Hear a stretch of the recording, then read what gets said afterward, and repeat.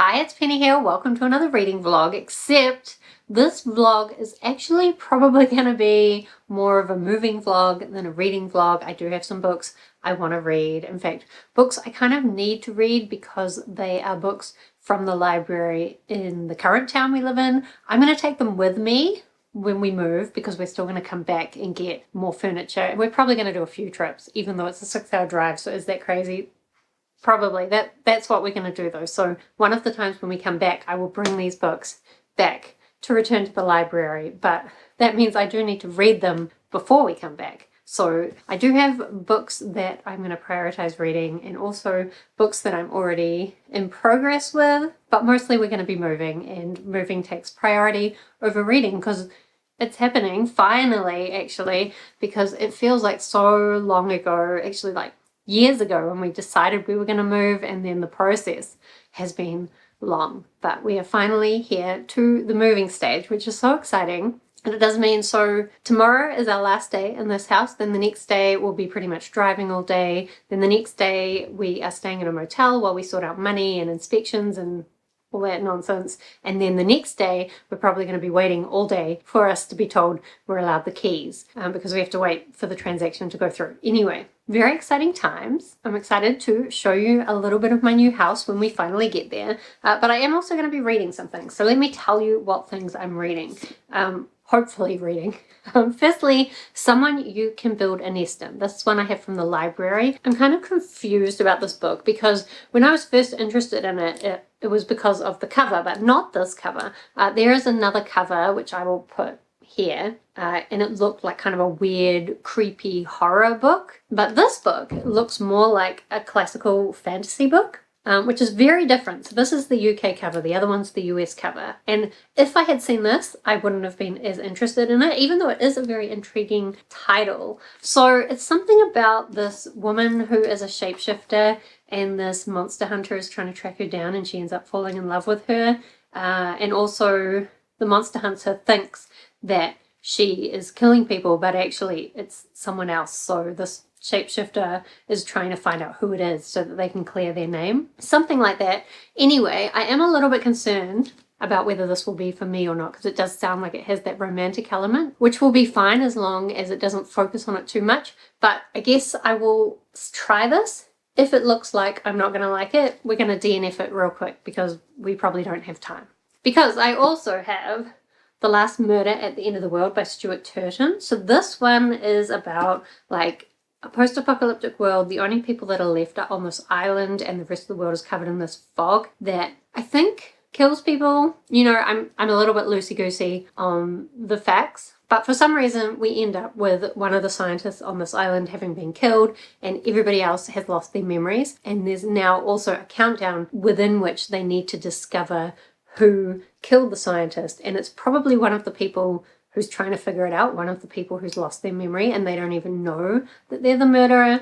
It sounds interesting. I have seen mixed reviews on it, so I guess I should go into this with the same idea that if I'm not liking it, we're DNFing it. But I have really liked Stuart Turton's other stuff, so fingers crossed.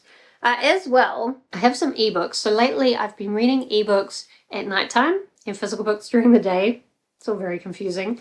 And probably not going to work out well once we move, and we'll be busy doing moving stuff all day, so I'll only have ebook time. So how am I going to read those books? I don't know. But anyway, I'm about halfway, 60% of the way through the Sword of Kaigen, so I'm going to be continuing this. What's it about? It's like a alternate Japanese culture. We're following these people who have trained their whole lives to be warriors, or at least the men have. And in this particular family, we're kind of following this young boy who's trained to be a warrior his whole life, and he's just discovering that maybe everything about the world he knows isn't what he thought it is. And we're also following his mother's perspective, and she has been kind of out in the world, and she knows more about these secrets that he's uncovering. To be honest, about 50% of the way through, some things happened that make me think, even though that's what people always talk about with this series, make me think that's not really where the story's going or what the focus is going to be. And I'm a little bit conflicted how I feel about it, but I will be continuing this. And if I can manage to finish that, I also want to continue my Cosmere reread with, I think, about Edge Dancer and Mistborn's Secret History. I always forget what order they go in. I think it probably doesn't matter too much. But I've got those on ebook as well that I would like to read. And as well, I've started an audiobook, so I'm reading the second book in the Innkeeper Chronicles by Ilona Andrews. I love Ilona Andrews. They write kind of, I don't know, paranormal romance things. This one's got kind of a sci-fi element because basically all these paranormal creatures turn out to be aliens, and when they come to Earth they stay in these inns and they basically have to be kept separate from humans because humans aren't supposed to know about the paranormal world or about the intergalactic world. And we're following this one particular innkeeper. It seems like in the second book, because I've listened to the first chapter already, it seems like she's going to have a bunch of warring factions coming to have a summit at her inn. And is that going to work out? Probably not completely, if I know anything about how Ilona Andrews writes books.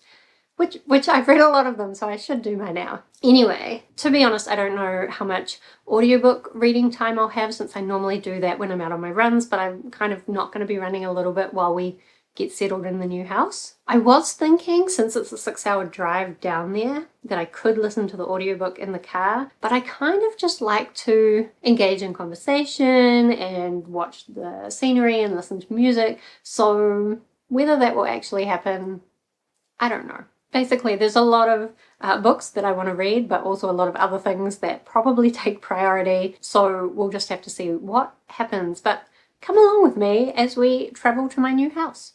Hello, so quick update because I'm about to try and put like everything I possibly can into the car because it's now the afternoon before we're going to be leaving. And so like I just don't want to forget anything, so I want to get everything possible in except for the things that we can't pack either until after dinner or tomorrow morning. We're going to try and leave really early, so honestly there's not much more time. But I did, before I put this book in the car, because I think I'm going to put this in the car, and then if I decide I have time for reading tonight, I'll read my Kindle, because that's going to go in my bag that I'm carrying with me. But this is going to go in the side door because that's the only space for it. So to make sure I don't forget it, I'm going to pack it now, which means I won't be able to read it tonight, which is a bit annoying because last night I read the first part, which I think, let me check, it's about 35 pages in, so I think just over 10%, not that far in, but I really loved the beginning of this. It starts out with this shapeshifter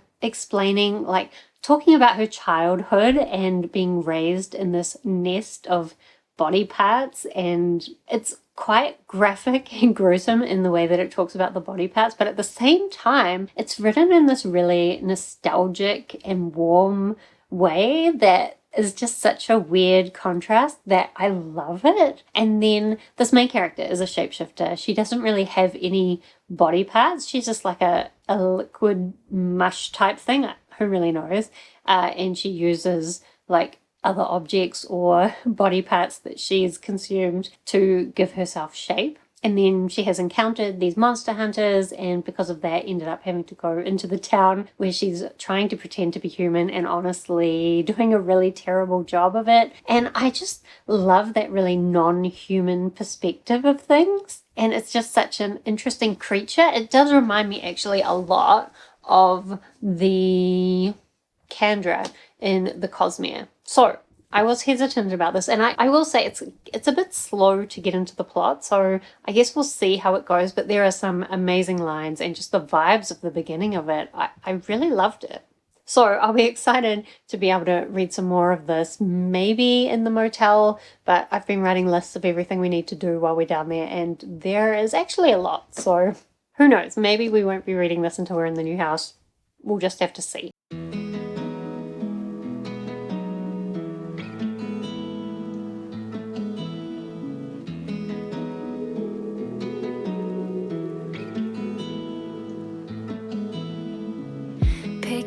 From the top, hit restart. So far it's been so hard to live. Hello, so this is the new house. I did not end up vlogging the moving process at all because it ended up being really annoying. We found out when we got down here that the people who lived here before weren't moving out until the day we were supposed to be moving in, and they were meant to be moving out in the morning, but then their movers didn't show up or something, so they didn't end up getting out until like 4 o'clock.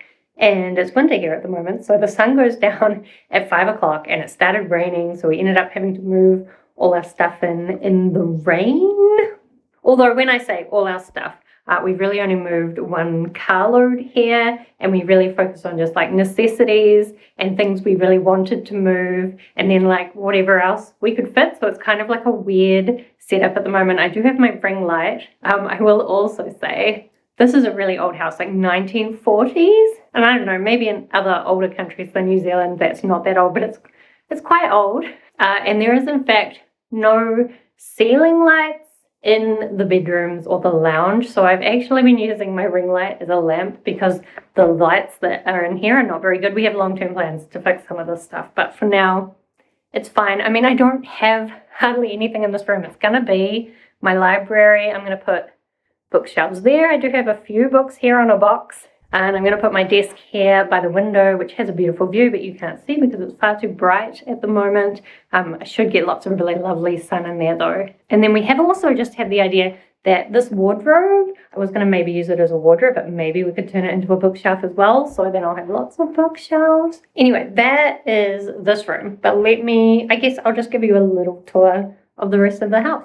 So outside the library, or my room, as we are calling it, we have just a little bathroom. Okay, the battery said it was charged and then immediately died. But I'm excited to have a mirror cabinet. I've never had one before, and we can keep stuff kind of hidden away while also being accessible, while also having a mirror. Exciting. Actually, my most exciting thing about the bathroom is this little chute, which goes through to the laundry.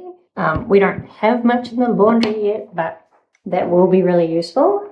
Then down here, down the hallway, we have the bedroom. At the moment, we're just sleeping on our camping mattress. It's a bit of a mess, don't look. But again, you can see that now it's not so bright. You can kind of see that lovely green view out there. This room also has no ceiling lights, but we'll make it work. Oh, also the hallway has all these weird, like, little tiny cupboards. And I do have some clothes in there at the moment. It's kind of weird, but I like it. The bedroom down there is Jace's room, so okay, apparently all my camera batteries are saying they're charged, but actually dying. So we'll switch to my phone for the rest of the tour. So basically, Jace has a bedroom down there. We have the one shared between, and then we have this one, which is going to be my library. Then if you come out here,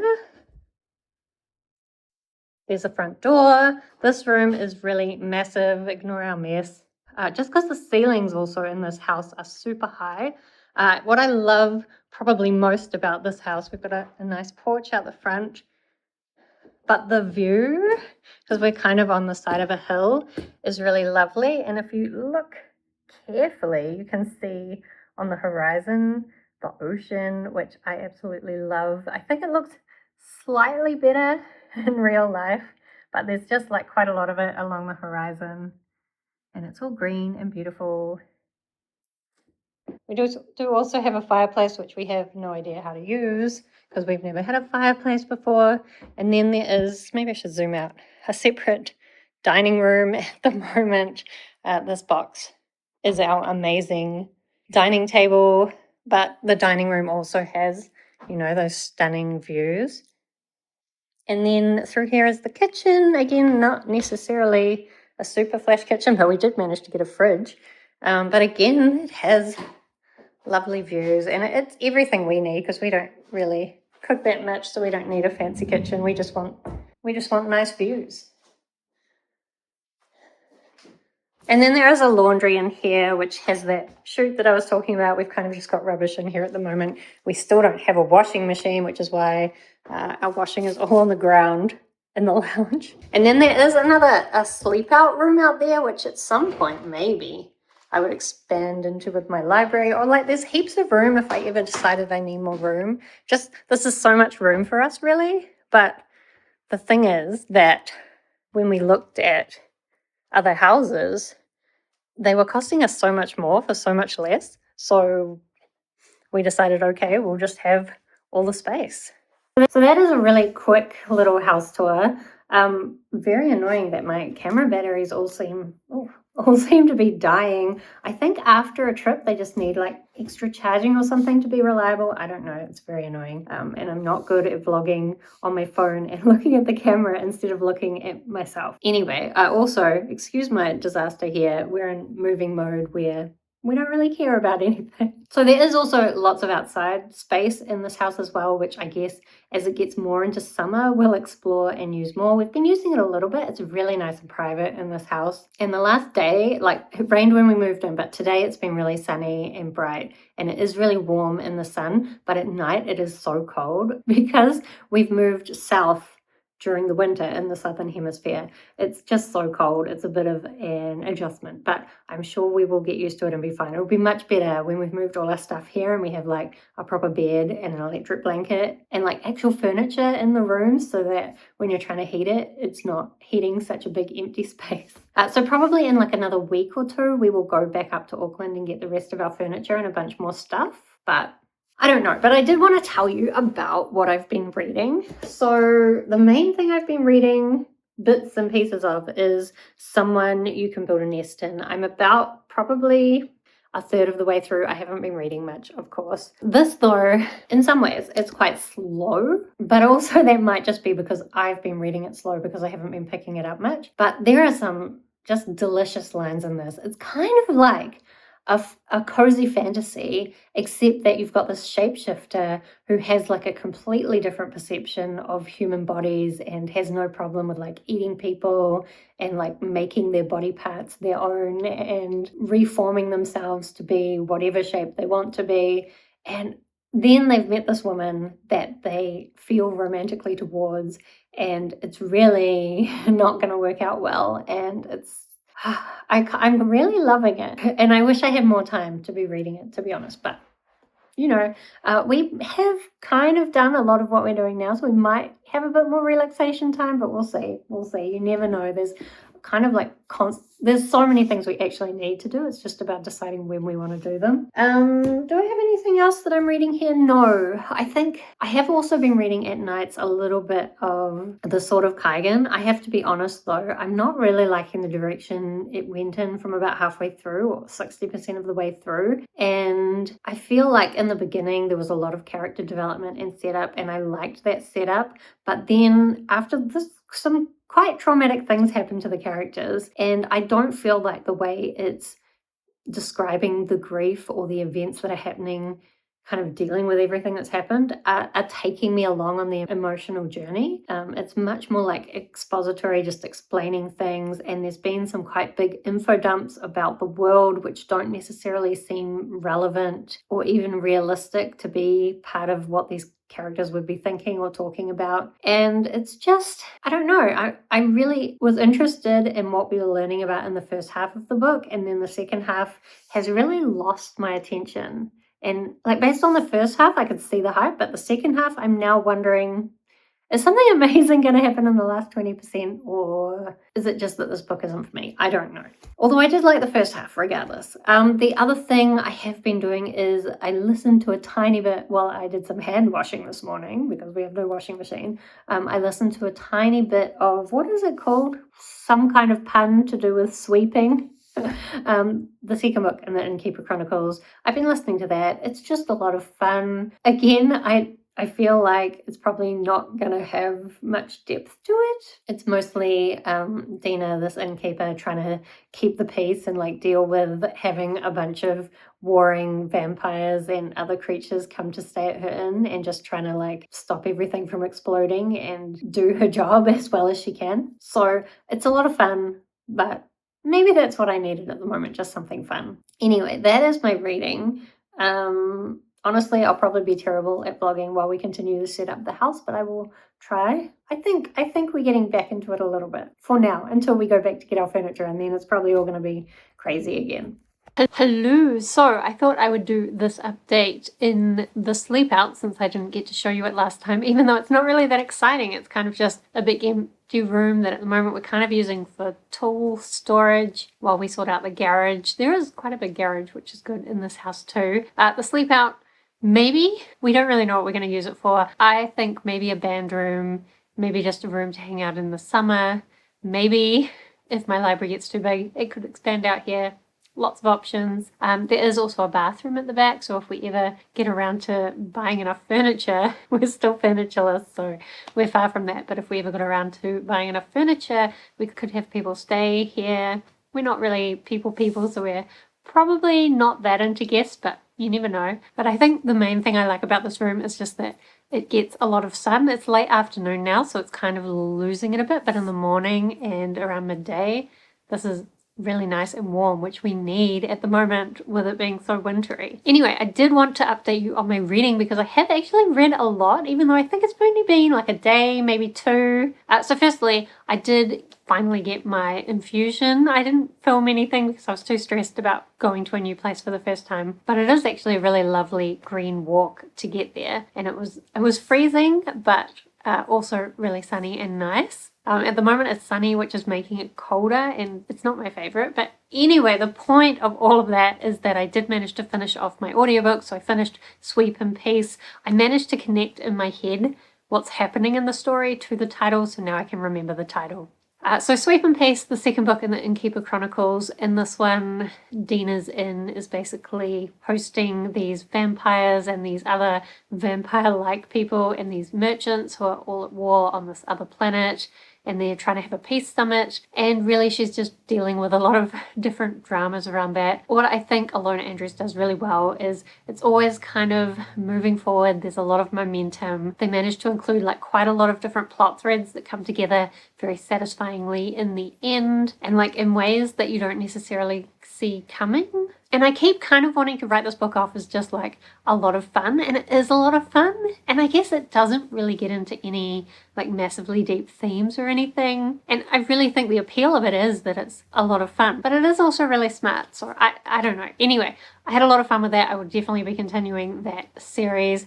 Then as well, I finished reading Someone You Can Build a Nest In. This I really liked. I will say the ending of this kind of did what the ending of Sword of Kaigen did, but not as bad as Sword of Kaigen, which we'll get to soon. So I really love this. I do think sometimes it was a little bit slow for me, and there's kind of this whole story about this family of monster hunters, and there's a lot of like abuse within the family, and there's kind of a big theme about that being explored in the story, which I liked how it was doing, but sometimes I was a little bit confused by the plot, and I feel like maybe it just didn't entirely make sense. But it could also be that our main character, being a shapeshifter, doesn't always totally understand what's going on and has a very different perception of things. I definitely still think the intro of this was my favorite part. There are definitely parts throughout the story that come back to that thing where our main character, I'm never saying her name because I have no idea how to pronounce it.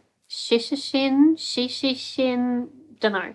And she's not attached. She's not that attached to having a name anyway. And she goes by Siobhan through a lot of this as well, while she's pretending to be a human. But yeah, a lot of this book was really about this trauma from abuse and like learning how to heal from trauma. But at the same time, we still had these really, my favorite bits were when Shishishin, not sure how to say it still, whenever she would like do stuff with her body and like in non-human ways, or just look at a human concept in a very like non-human way, like those are my favorite parts about this. But it's also just such a cozy story about this romance between this shapeshifter and this other woman, and I don't know, I find this so weird. I think a lot of people who like cozy fantasy would like this as long as they don't mind like a bit of human body mutilation and like I guess some kind of body horror.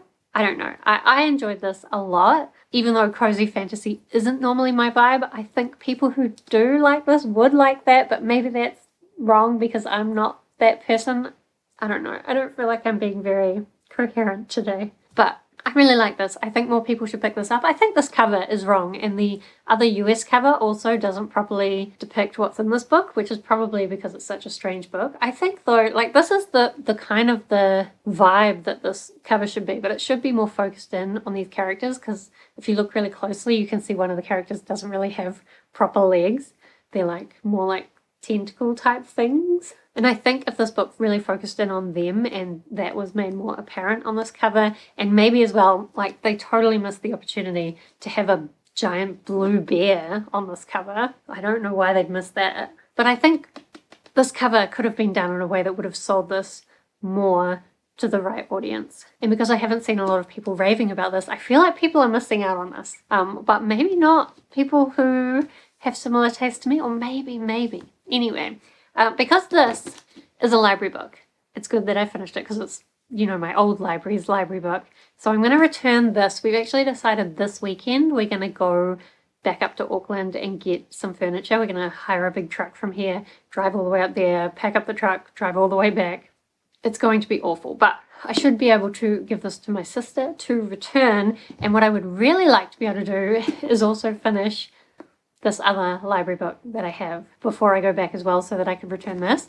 It is only 300-ish pages, so I feel like there's a chance. But also, I think I'm being delusional. But maybe. It kind of doesn't matter if I don't, because we will be back up to Auckland again sometime after that, so I could return it with that. But I will try and finish this by the end of the week, and I think I'll continue this vlog until then, although maybe it's getting too long because I just talked for way too long. And I still need to tell you about the Sword of Kaigen. So I think with this, I really liked the first half, even when it started getting into the excessive amount of battle scenes. If you like battle scenes, I don't think that that's necessarily going to be a problem for you. If you don't, like, I think they're well enough written and there's enough kind of content around the battle to still give you some satisfaction. But then those battle scenes went on too long, and then when we finally got back from the battle scenes, it felt very incohesive and choppy. Like we were just getting scenes that the author had imagined and had obviously imagined as having like a massive impact. So we're just getting all these kind of random scenes through time that didn't feel properly tied together. Like the beginning of the book was quite slow, and we were properly following Mizaki and Mamoru through their lives and seeing the story unfold that way. And then the second half was just all these random scenes, and as well there's like a big bit where two characters are having a conversation about a bunch of characters that we've never even met, and it's written in a way where you're clearly supposed to be having an emotional impact, but like it's kind of like everything's just being info dumped to you and then you're supposed to have the emotional impact, and that's not the way that works for me, at least. As well, I do know that I think Wang was going to, and also had already written 3 books kind of set in this world, but I think after, like, so following the children of this book, there's 3 other books kind of following those children, and this is more like a prequel with the parents' backstory. And I think because of that, it kind of assumes that you have a lot of connections. You don't, or maybe it was just the author has thought about these characters so much that they have a lot of connections to them, and so don't realize that that hasn't really been portrayed to the reader. I know a lot of people rave about this, so maybe I've just totally missed the point. I thought a lot of the ideas and the concepts and the general thing that was going on, I thought it was a really great idea. I just think the execution needed more work, and probably that is because this was self-published, and it's frustrating to me that it wasn't given more love at some point to reach the potential that it could have. Because honestly, like, so much potential, but I just had such a bad reading experience for the second half of the book, and I just felt so disengaged from the story that I don't actually think I can give this a particularly good rating, even though I was very engaged and very excited about this book in the first half.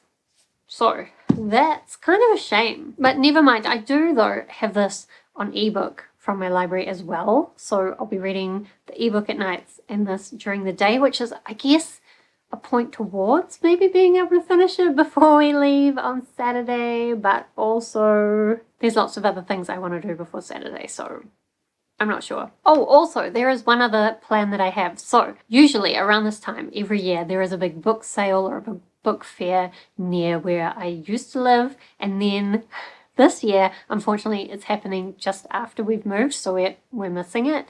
But I did find out there is a similar one that happens in this town, but it happened just before we moved here, so I was kind of bummed that I was missing both of those. But there is a book sale happening in another charity type place tomorrow, so I think I'm going to go. I don't know that it's going to be as good, and I probably will try not to buy too many books, but I think I'm going to go to that, and I will try to take you along a little bit.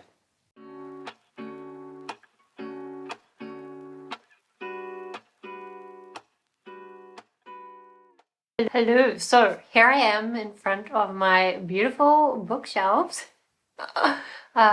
This is pretty much all the books that I have at the moment, so I thought I'd put them out kind of nice, but to be honest, I will be very glad when we go and get our furniture and I don't have to sit on the floor anymore and we can get everything just a little bit more set up. Although I still don't know that I'll have many books even once I've got my bookshelves here.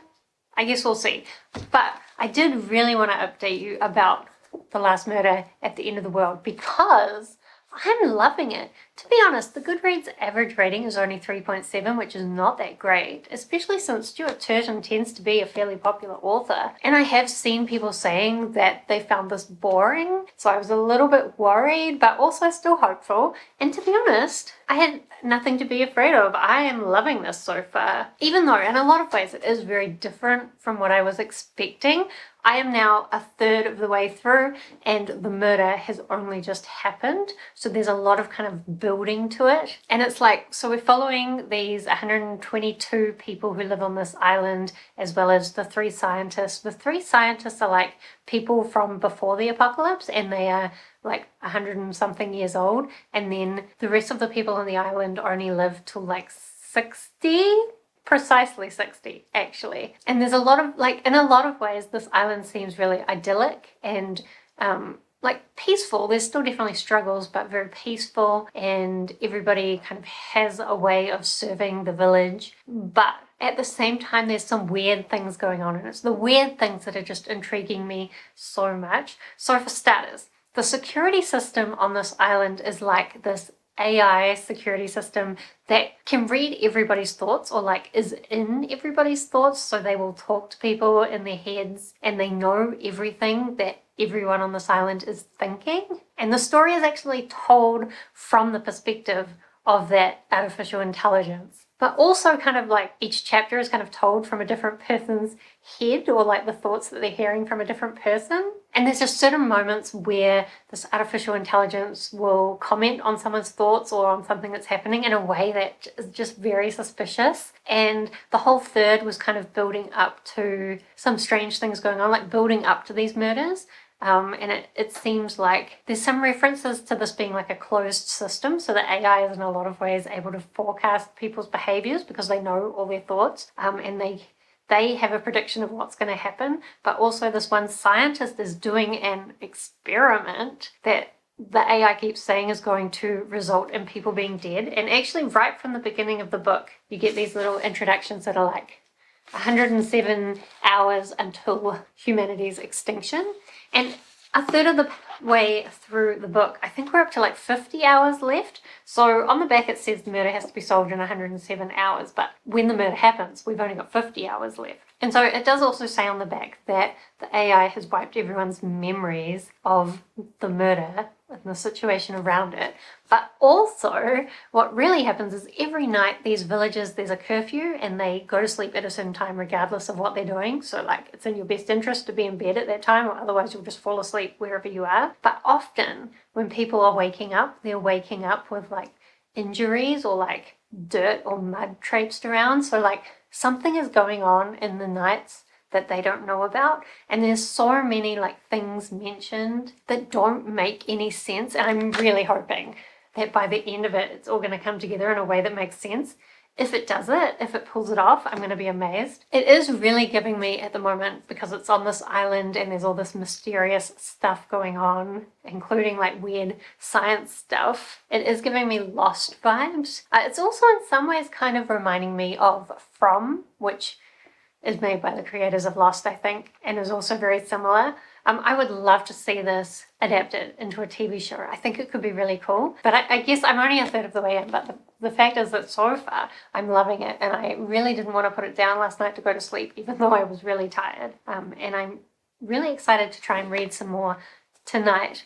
Tomorrow we're going to be getting our furniture, so I'm not sure I'm going to finish it before then. However, I have realized I still have the ebook from my library for another week and a bit, which, given how much I'm loving this, I don't think I'll struggle to finish it in time anymore. So I will return this to the library, this physical copy, as well as my Someone to Build a Nest In. So I'm glad I managed to get that done, even though these weren't necessarily the books that I had put on my TBR for the month. Actually, there's a bunch of books from last month's TBR that I haven't even got to yet. But never mind, we'll catch up at some point or not, whatever. But I'm definitely really loving this. The other thing that I forgot to tell you about is the next audiobook that I picked up. So I did go for a run when I went to that book sale. Actually, that book sale ended up being a bit of a bust. I didn't find anything good and there were a million people there. But I went for a run. I started a new audiobook. So I started The Kingdom of Back by Marie Lu. So this is a story of Mozart's sister, who was also, by all accounts, very musically talented and a big inspiration for Mozart. And they also had, in real life, there was this imaginary kingdom of Back that they would tell each other stories about and imagine. And then Marie Lu, did I say Marjorie Lu? Marie Lu. Now I'm doubting myself. Where's my phone? Marie Lu. So in Marie Lu's book, it seems like, I thought it might be more kind of like unclear of whether it's real or not. But, well, maybe it still is, but the children definitely believe that it's real in this. So Mozart's sister and Mozart, her name is Numeral. In real life, her name was Maria, but Numeral, something like that, was her nickname, and that's kind of the name that Marie Lu has used for her. So it's mostly her story. She has a lot of big dreams of being recognized as an amazing musician. Is that going to happen for her? Probably not, because the expectations of her family is that she will just find a husband and get married. And I did look up on Wikipedia her story, and it seems like that's what happened. Although there was some weird stuff about her leaving her baby with her father in another town for a while. But regardless, most of the story is just about her wanting to be recognized as a musical prodigy and feeling a lot of pressure from her father to do so, but then also kind of stumbling into this other magical kingdom where this person is kind of offering to help her with her musical ambitions. To be honest, I don't know if it's because I'm trying to compare it to this now, which I'm loving. I can't compare it. But also, the main character is very obsessed with like getting recognition, and that's not something that I feel that I care about in this stage in life, and I've just struggled to relate to it. And also, to be honest, I feel like being that obsessed with getting recognition is kind of unhealthy and almost toxic, which is not the way that the book is being written. So like, it's fine, it's well written, and the musical magic stuff is being described in a really lovely way. I do think that's quite beautiful, but I'm also just not really connecting it. Like with this one, I can't wait to pick it up again and continue. But with The Kingdom of Back, I'm happy to just wait for whenever I have time for another run, which won't actually be for a while because we're going to be moving and I'm probably going to use up all my energy on carrying furniture that's way too heavy for me.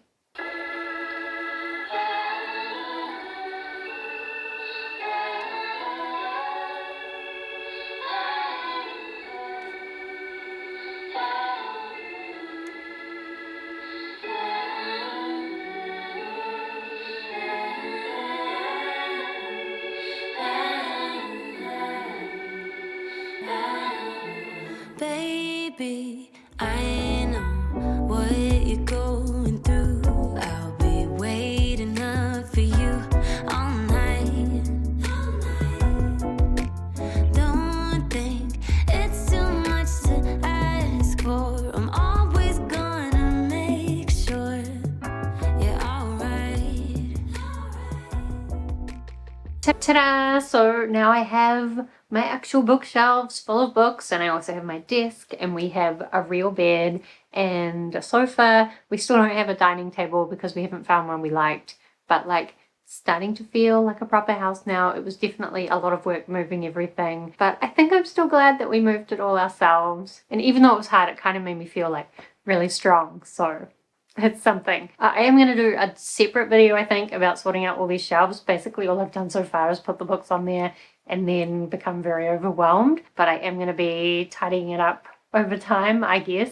But I have also been trying to make progress on my book, and I am actually 83% of the way through. It's saying that I only have, actually it's saying that it expires in 2 days. It's saying I only have just over an hour to go, so I'm going to try and finish this off tonight. To be honest, I am loving this. I am so confused about the fact that it has a fairly low rating and that people are saying it's boring, because it's so intriguing and we're constantly learning more, and everything we learn is like not only giving us more information about what's really going on, but also opening up to even more questions. And like, I'm just so interested in it. And so I'm confused by everyone else's experience, because I am loving this. And I really think as well, like, I wish that I hadn't had so much going on in life when I'd been reading this, because I think this would be a great book to read in like one sitting where you just get like so absorbed in everything that's going on. I wish I had had the time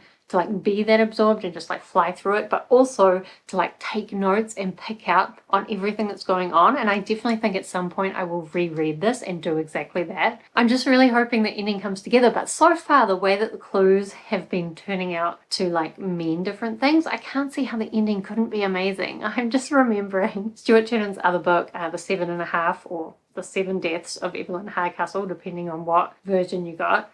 I think mine is the 7 Deaths of Evelyn Hardcastle. Wait, I have my books now. This one, The 7 Deaths of Evelyn Hardcastle. The ending wasn't great. The whole book was pretty good. I know some people didn't like the fat phobia, but mostly I really liked it, but the ending let it down. So hopeful for this, but we will see. If I finish this off, I'm also going to start the next Cosme book I need to read. It's either Edge Dancer or Mistborn: The Secret History. I keep forgetting which was released first. And also, I don't think the order actually matters, but I'm trying to read things in publication order. So I do have that on my Kindle, not my Kobo.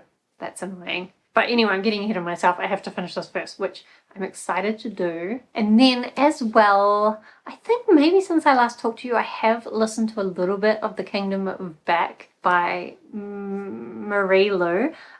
I am kind of bored. Like, it's fine. I can see that some people would really like the story and perhaps feel like the main characters struggle to be remembered and to be allowed to do things in a man's world. I can see how some people would find that really relatable. I just find it really boring. Like, I just don't find acclaim to be a very exciting motivation, or like acclaim or attention. I'm a little bit bored by it, and like the whole fairy world that they're imagining or is real, I guess it's beautiful writing, but I'm just bored. So I think the thing is, I like books that are a little bit more intellectually stimulating like this, but I expect people who like things like The Kingdom of Back would find this boring. Interesting. Anyway, other than reading, mostly I do have more things to unpack, but we are trying to relax a bit and recover from the whole moving situation. And now that I have like bookshelves and a desk, it feels a little bit like a home, which is quite nice. Hello. So this morning I finally finished The Last Murder at the End of the World. I have to say, like, I was trying to finish it last night and I was so tired and I didn't want to put it down because I was so invested in everything that was happening, and it was quite almost thrilling at the end. I'm sure that people who actually read thrillers would not agree with that, but I just didn't want to put it down. But I was at the point where I could not keep my eyes open and it was telling me like half an hour left and I just couldn't do it. But I did finish it off this morning. I really loved it. It came together in such a satisfying way, and I am super excited to reread this at some point and just like see every clue and know how it all fits together. I feel like I shouldn't wait for too long to do that so that I don't forget everything. But I would love to read this and just like take notes the whole way through and try to like really work it out. There were definitely some things that I worked out from earlier on, but other things I didn't, and it really keeps you guessing like right until the end. And I also think there's like a lot of interesting kind of sci-fi ideas to think about, and like I really think of everything I've read by Stuart Turton so far, so The 7.5 Deaths of Evelyn Hardcastle, The Devil in the Dark Water, And then this one, this is my favorite. He did say right at the end of this, in the author's note, that he's going to write like a contemporary thriller next, which I'm not that excited about because I think I like his ones with sci-fi elements to them the most, but I guess we'll see. But I'm super excited because this was a 5-star prediction and it actually turned out to be a 5-star, even though I knew very little about it going in, and even though it's got such a low Goodreads average rating. I don't know, I loved it. I think maybe if you're looking for like a lot of character development, this isn't the book for you. Or if you're looking for like a lot of action, again, not for you. But if you want like a slow burn mystery with lots of intriguing ideas, then I think you can really love it like I did. So I think for the rest of the day, I'm going to do some rotation-y type stuff where I try and get through all the things I need to do. I need to edit some videos. I need to watch some booktube videos because I'm very behind. I want to read Mistborn's Secret History. I haven't started that yet, and I kind of expect, based on everything I know about it, even the things I've been spoiled on,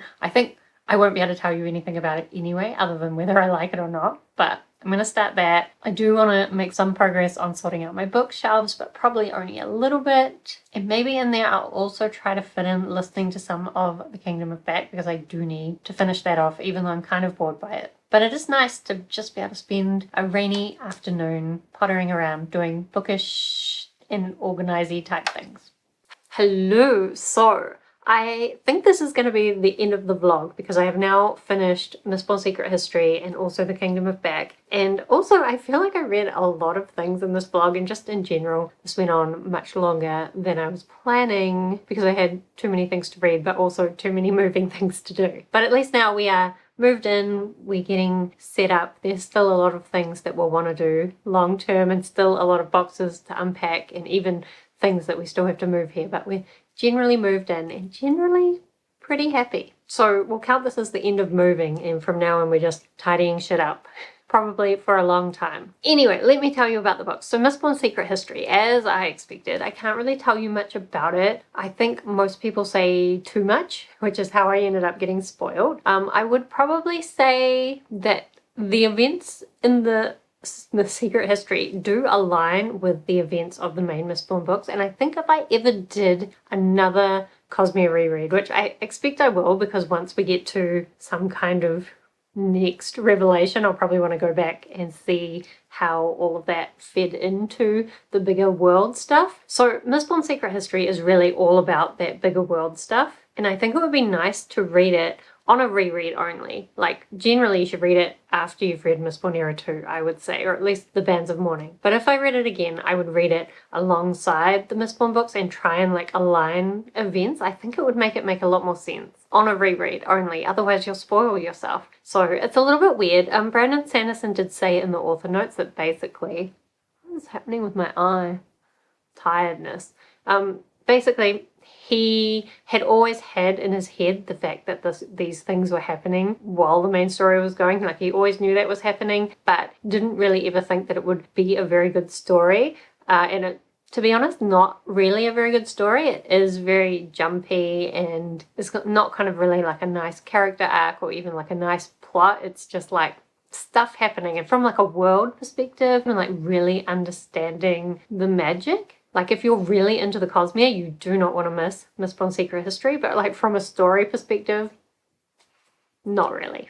It's not really that great. But also, like, I really think, like, if you're gonna continue to read the Cosmere, I think a lot of the things that are happening in Secret History are probably really, really important, and like definitely you can't miss them. So that's a bit weird. Anyway, I finished that, which means I can continue my Cosmere reread. I will put Edge Dancer into next week's vlog though, and going forward I'm gonna stick my vlogs to just being 1 week because I keep letting them get out of hand. Anyway, the other thing that I did finish off is The Kingdom of Back, and to be honest, like, it was fine. I think though what I actually liked the most was the author's note at the end, where Marie Lu kind of talks about why Mozart's sister's story was really important to her when she first learned about it, and she talks about kind of like long-term continuing to raise other women up. Like, I liked the author's note. The actual story, it was fine. I can see why a lot of people would like it, but me not really liking historical fiction and not really liking that kind of fairy story, and just definitely not relating to the main themes of wanting to be recognized for your efforts. Maybe I would have related to it a lot more when I was younger and I was trying to make a name for myself, but these days, honestly, I couldn't care less. So maybe that'd make you question why I'm on BookTube, but not for that. Anyway, generally I was just bored in Kingdom of Back, but I don't think it was badly written. Like, it was fine, just not for me, which is fine. Sometimes books just aren't for you. So, as I said, this is the end of the vlog. Let me know if you've read any of the books that I talked about in this video, especially if you've read The Last Murder at the End of the World, because I think that was my favorite thing. Oh, but also, I forgot that I read Someone to Build a Nest In. I've hardly heard anybody talking about that book, so I'd love to know if you've read that, because it was really interesting, even if some bits I think let it down, or just in some bits it wasn't for me. Like, the core of it, I really love that too. So those are my favorite books that I read in this vlog, unless I've forgotten something else. I don't think so though. Anyway, let's chat down in the comments, and do subscribe if you'd like to see more of my bookish videos. Otherwise, thank you so much for watching. I hope that you are doing well, and I will see you next time.